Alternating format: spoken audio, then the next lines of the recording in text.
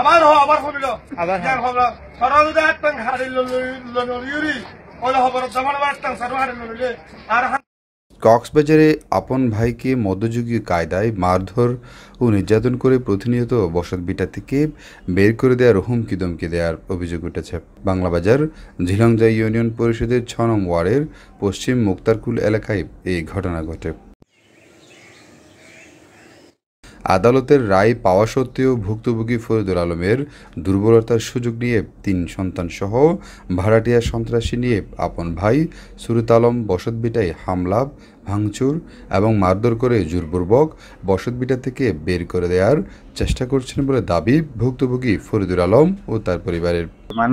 মা বাবার মারি ধরে দলিল হদিন গজ্জি দলিল গড়ি করে আই সৌদি আরব আসি আইয়ের তার তো সুসারাতার গজ্জি ওটা আমি মা বাবা তো বিকিন লেফালাই তোমার কিছু নাই। তো এই দীর্ঘদিন মামলা চলতে এর ভিতরে আর মামলা চলন করে আর এটা অত্যাচার করে।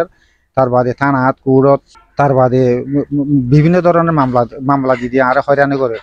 বহুদিন বাদে মামলা করানোর পরে 2022 সালের মধ্যে আল্লাহ দিলে আর পক্ষে মামলা আল্লাহ দিলে আর পক্ষে ডিগ্রি হই বাড়িতে জিয়ানরে আপিল আপিল করি আনে কিছুদিন মামলা করি বছর 10 মামলা চলি মামলার মধ্যে আল্লাহ দিলে জিয়ানো ডিগ্রি আই পাই। তো এখন ডিগ্রি হওয়ার পরে এখন সদাই মামলা কোর্ট কাছার কিছু নছিনি গিরা ভাঙ্গি ফেলাইয়ে তার বাদে গদ্দার ভাঙ্গি ফেলাইয়ে খালিয়া পৌরাইয়ের গদ্দার ভাঙ্গি গিয়া করে ফেলাই ইয়া আগামী আর কিছুদিনের পরে 2 দিন পর আবার আগিরি মানে আর বার বাজে নিয়ে লিগে নাকি সাইটে আইব।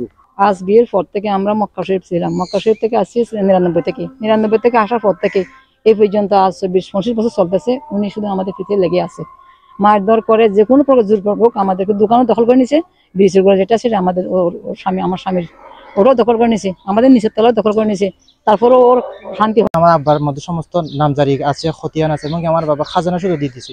তারা অযথা মিথ্যা ফেরিবি এবং অকার্যকর দলিল নিয়ে ক্রিয়েট করে অযথা আমাদের হয়রানি করতেছে, টাকা দাবি করতেছে, সাদা দাবি করতেছে। ওনারা হচ্ছে ড্রাগ এডিক্টেড। দ্বিতীয় নম্বর হচ্ছে ওনারা হচ্ছে ড্রাগ ডিলার। ওনাদের মধ্যে কোনো নীতি নাই, দেশের সমাজের নিয়ম কানুন কিছুই মানে না। এদিকে প্রতিদিন প্রাণনাশের হুমকিতে দিনাতিপাত করছেন বলে জানালেন ফরিদুল আলমের ভাড়াটিয়ারা। তারা দর কুমারের ইতারা দরজা এরে দর কুমারের কি দলই হদে তোমারা যাবি গনে হ আজ না ভিতর যাই হই ইম বেগুন কুফাই তুফাই কিছু না লাগে আর কে আরা কি ডরে বাইটার নয় যে কুফাই হতো হদিকে যাইতো কিন্তু ডক লাগা আর আরেকবার আইলো বলে কুড়িব ফিরিব। এসে প্রায় 8 মাস হরণর মানে এসে পর্যন্ত আই হুমকি তুমকি দিয়ে ধসুরি লই কিরিস লই আই আর হুমকি দিয়ে যাইতেই হ, স্বামীর হুমকি দিয়ে মানে রোড গড়া বাইরে নিয়ে হারিব, মারি গেলাই মিল্লা বুঝছো। অন্যদিকে অভিযুক্তদের সাথে এই বিষয়ে কথা বললে বিষয়টি তারা অস্বীকার করেন।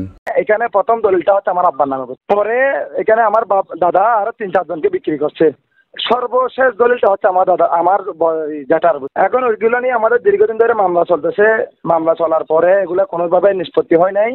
নিষ্পত্তি না হওয়ার পরে এখানে আমাদেরও দখল আছে, আমার চাচারও জ্যাঠারও দখল আছে এখানে। এখন দখল নিয়ে বারবার কি হচ্ছে, ঝামেলা হচ্ছে। এখন উনি কি করছে, এই আমাদেরকে কাউকে নোটিশ শুধু না দিয়ে উনি কোর্টে মামলা করছে এখানে 144 জারি করার জন্য। এই ঘটনায় সুরত আলম ও তার 3 সন্তানকে আসামি করে কক্সবাজার সদর থানায় এজাহার জমা দিয়েছেন ভুক্তভোগী ফরিদুল আলম ও তার পরিবার। News desk, GTN।